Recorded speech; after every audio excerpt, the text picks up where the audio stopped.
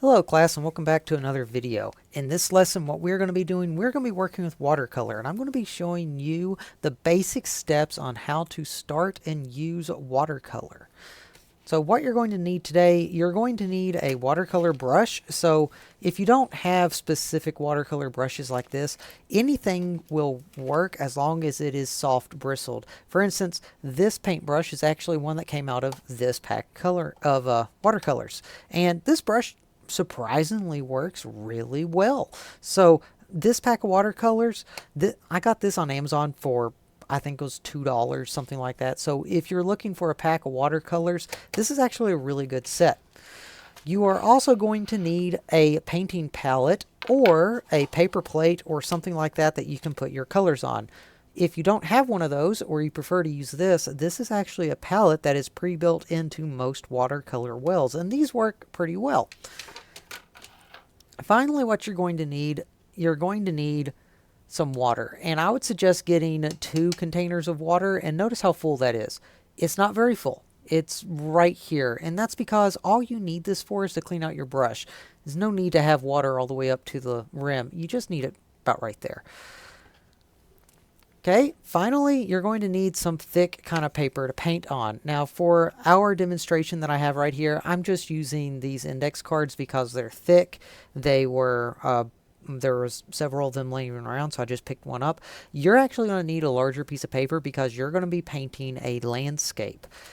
So, the methods of creating watercolor. First off, what you paint with whenever you paint with watercolor is you paint with the water. You do not paint with the pigments.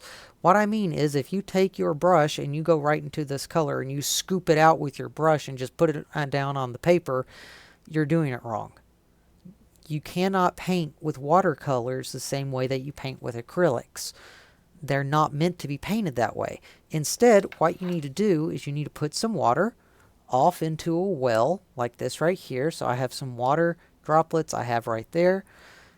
And then you take a little bit of whatever color you're wanting, for instance the red, and all I'm doing is I'm just rolling it around just like that, and there's some paint on the end of it, and then I'm going to put it right into this water and mix it up. And that is the color that you're going to be painting with. So if you want red, you can go right down here and just put it down there, and you can see you're making a nice crisp line with the red. And this is a technique that is called wet on dry. That means that you are taking wet water and you're applying it to a dry surface. I'm going to go ahead and I'm going to zoom in here so we can see it. So let's adjust our camera here. Okay, so that was wet on dry. Let me show you what happens whenever you paint in the style of wet on wet. So I'm going to have a wet color right here, or I can wet the canvas, and I have a red. Now I'm going to go ahead, I'm going to drop some clean water in another well, and I'm going to get another color, let's say purple. I'm going to put that right there. And what I can do now is I can go back over where the wet area was, and you can see it's starting to bleed into the other color. That is called wet on wet, so it kind of blends together. So if I go back into some red, you can see that the colors, whenever I put it back down there, they actually start bleeding together.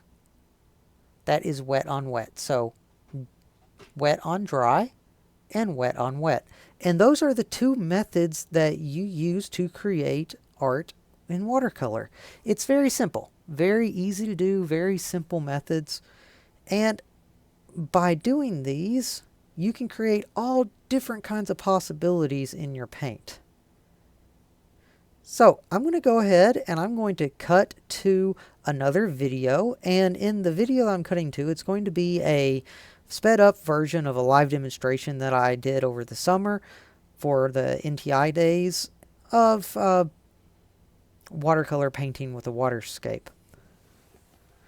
So in your lesson, what you're going to be doing today, you're going to be selecting your very own landscape artwork or image or painting or photograph. You can select it from a calendar or from a image online. It doesn't really matter. It could even be a photograph that you took yourself. That's perfectly fine. What you want to do, you want to select an image of a landscape. You are then going to try to use the techniques of wet on wet and wet on dry to try to create your very own landscape with watercolors. And you want to remember that whenever you paint with watercolors, you try to paint in layers. That means if you need a color, but you don't quite have it with the wells, you have to build up those colors. So try to paint the lighter areas first and build up to the darker areas. In fact, in the image that you see here, what I have done is I've started off with the basic colors of the blues in the water and the greens for the rocks and browns and things like that. And then I've slowly built up the colors so the image comes out from there.